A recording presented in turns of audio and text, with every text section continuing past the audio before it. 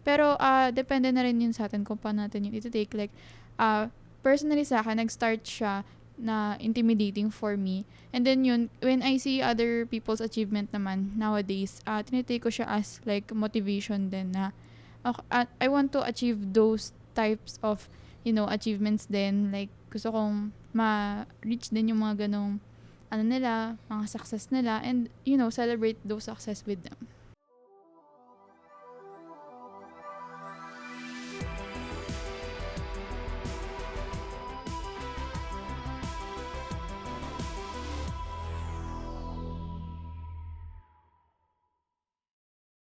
Hello everyone, welcome to Kaka Computer, where tech meets wit and wisdom. And I am Kristen May Ponciano, an Agora Ambassador from Cavite State University, and kasama ko ngayon my co-ambassadors. I'm Ashley Nicole Santos, the country lead for Agora community here in the Philippines. I'm Kendrick Zamudio, Agora Ambassador din. Hi, I'm DR May Barcelasco, also an Agora Ambassador.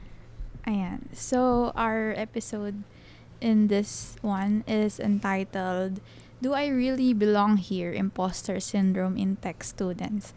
And so, commonly kasi in tech, we celebrate success stories, diba? Like, yung mga top students, yung mga nakakuha ng early internship, yung mga may magandang GitHub profiles.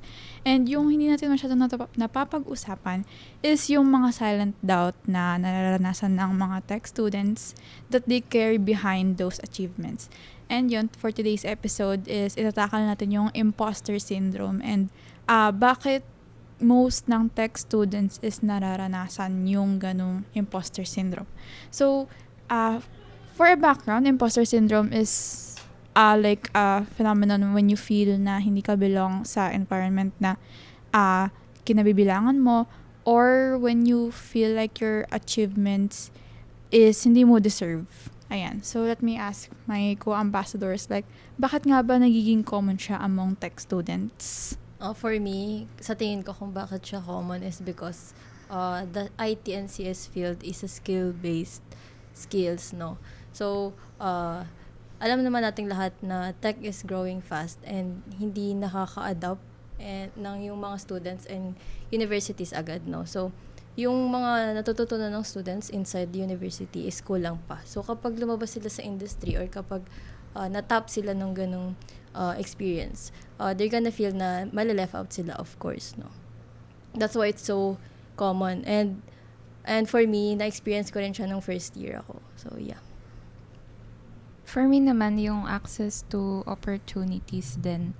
Dahil nga, yun din, gaya ng sabi ni Ash, yung opportunities inside universities are limited. So, you have to really put yourself out there. Kailangan mo talaga mag-explore.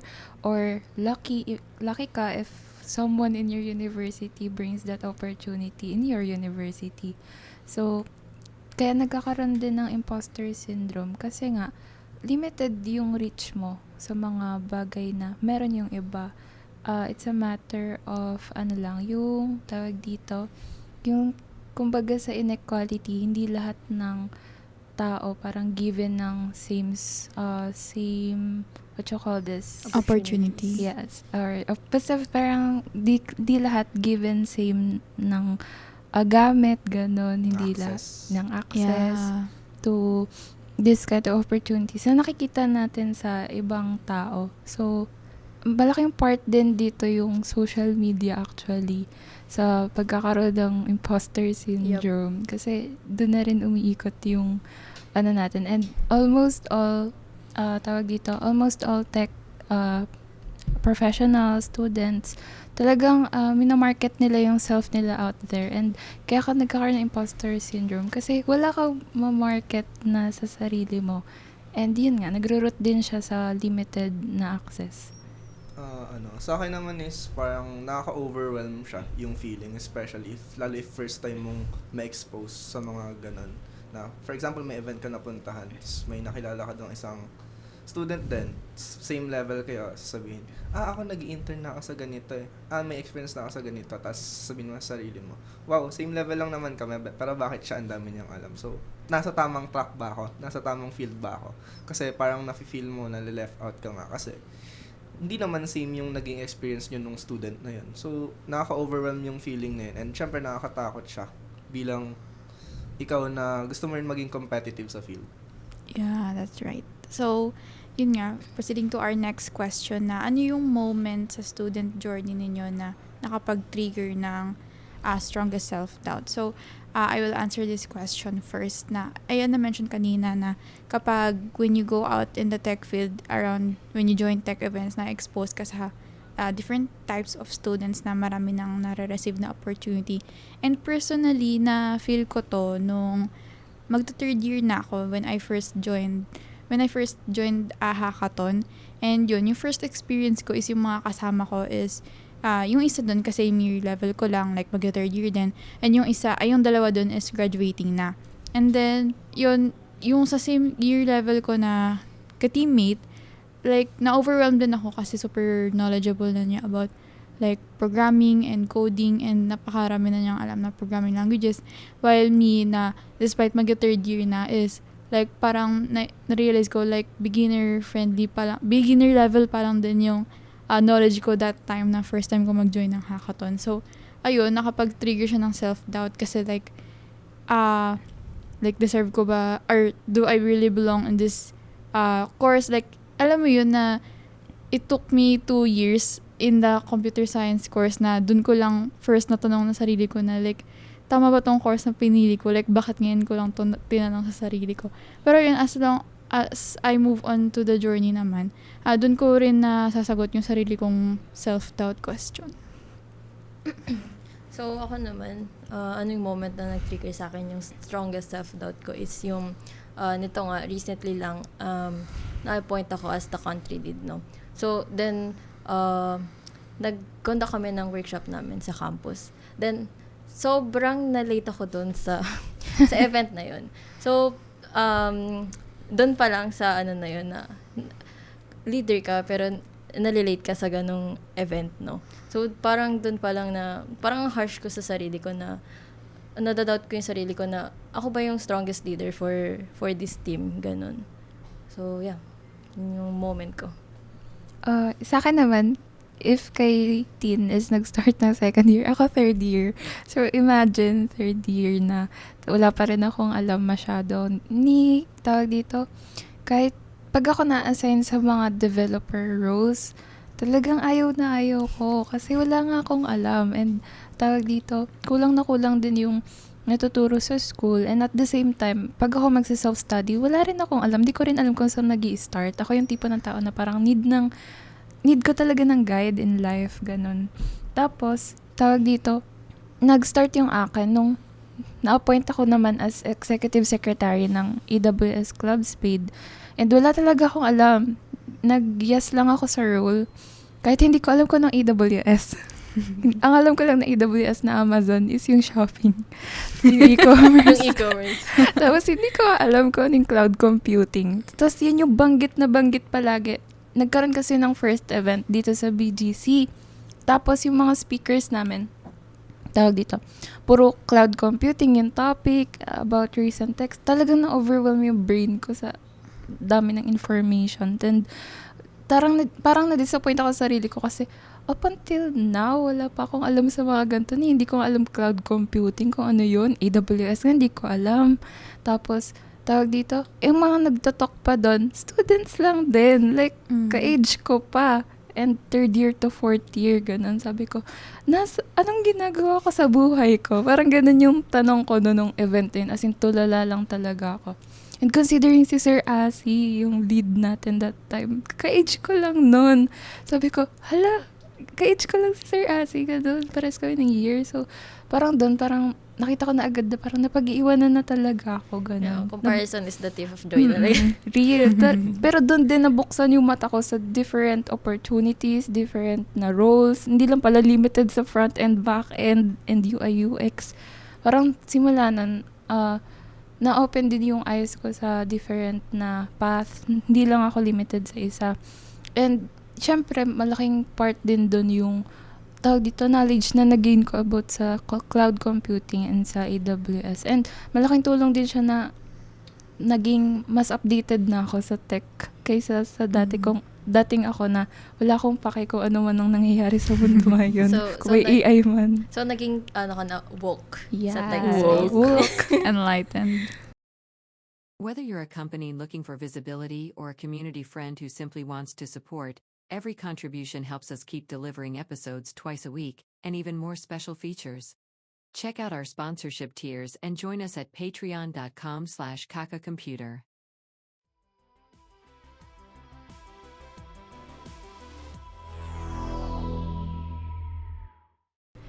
Sa akin naman, personally, hindi ko naman siya na-experience kasi hindi ko alam eh.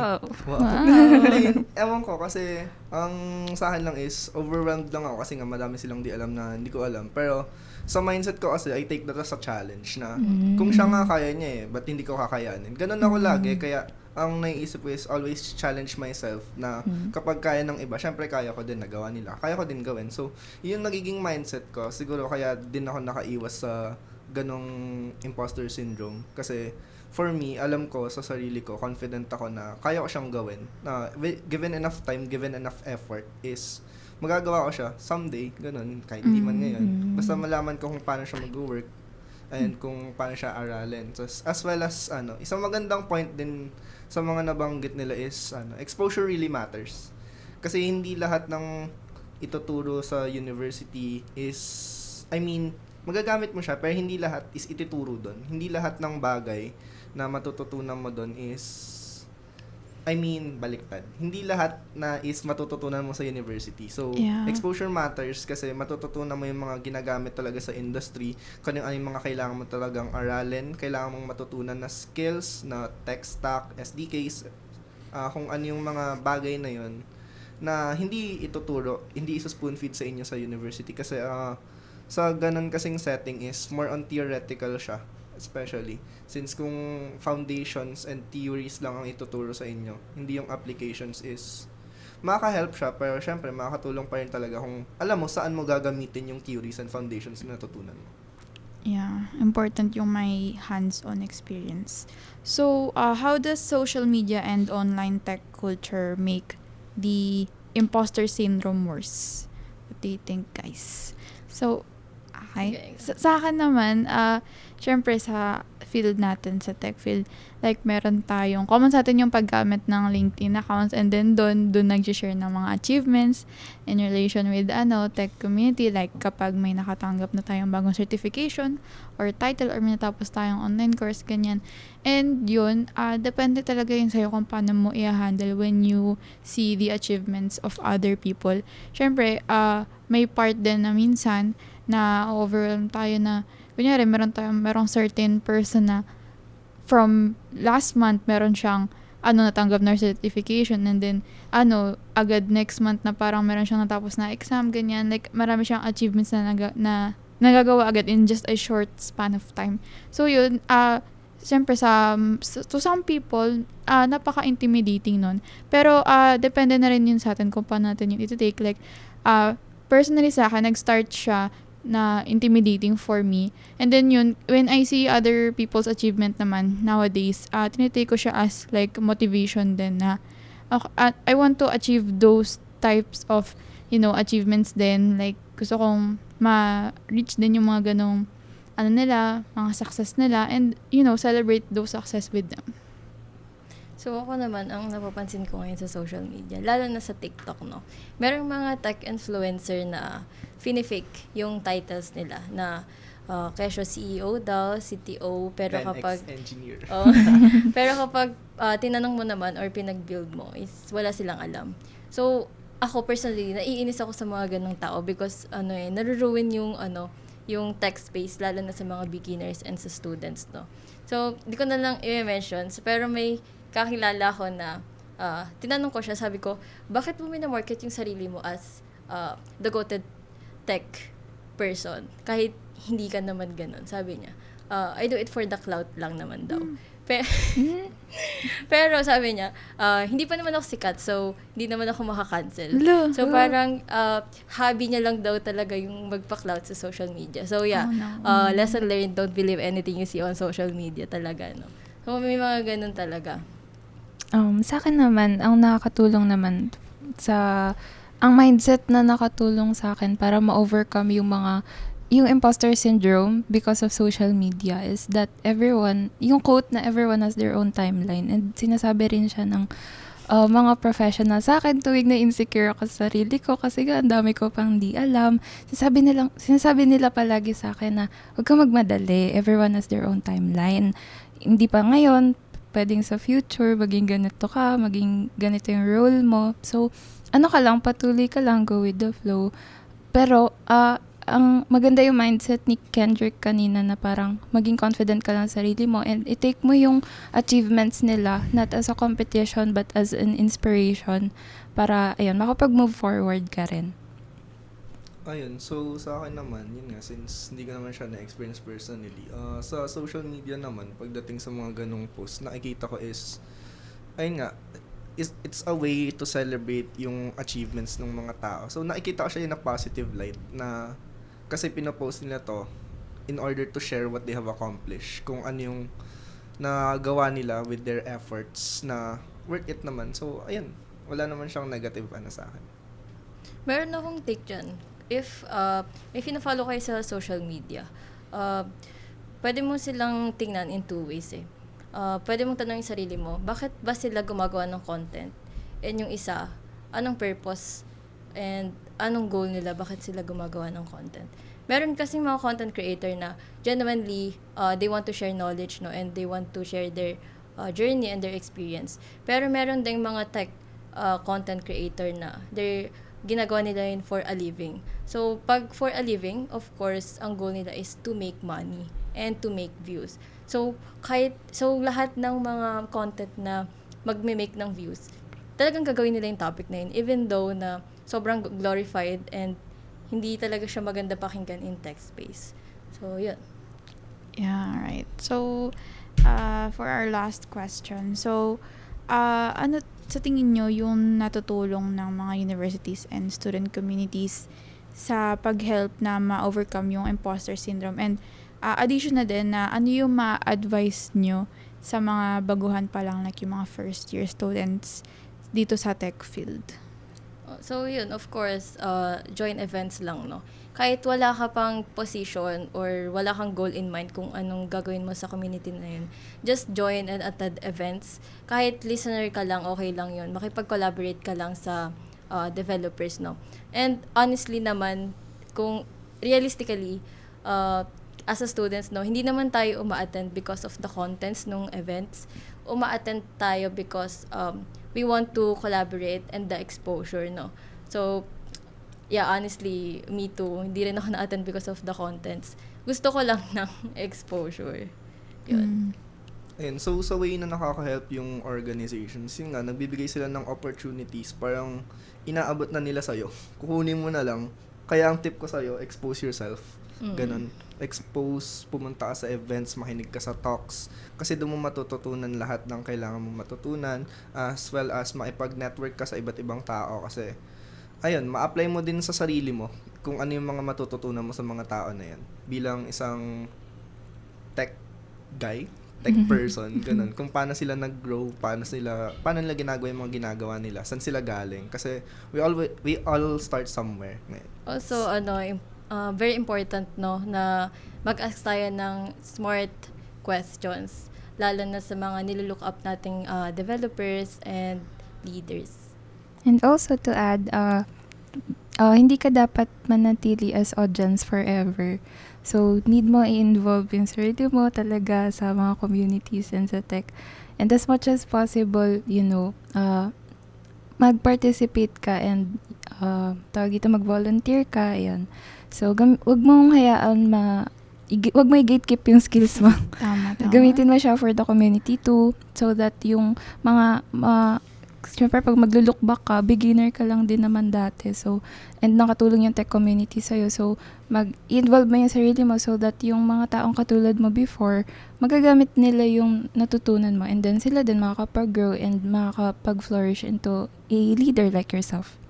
Ayan, so I think most of us naman sa atin is nag-start as attendee sa mga tech events. And then yun, as through the journey of attending tech events, syempre nagkakaroon na rin ng curiosity and nade-develop yung curiosity na yun. And then nakikipag-engage na with other people. Then yun, join hackathons. Yan, para magkaroon ng hands-on experience. Yan. So lahat naman kasi tayo is nag-start as beginners. And yun, confidence doesn't come from never doubting yourself. It comes from continuing to learn even when you do. And yun, if you're listening to this and struggling, dapat alam mo na you're already braver than you think because andito ka pa rin na nagtatry and yun. Yeah. Sinabi niya yun, guys. And to add din pala, if you're a student right now, don't have a very linear goal, no? I suggest if everyone even your friends, no, if your friends see a potential in you, believe in them, no, even if hindi ka naniniwala sa sarili mo.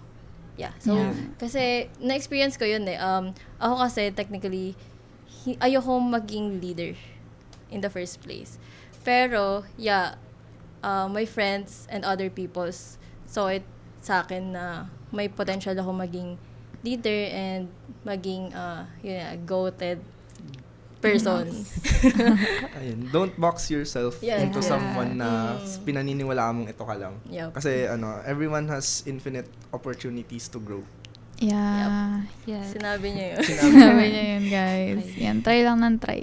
Yeah. That's all. Thank you. That's all. Thank you po. Thank you so much. Thanks to our sponsors, Agora, Tutorials Dojo, Young CTO, Amazon Web Services User Group Philippines, and Facebook subscribers. On to our next episode.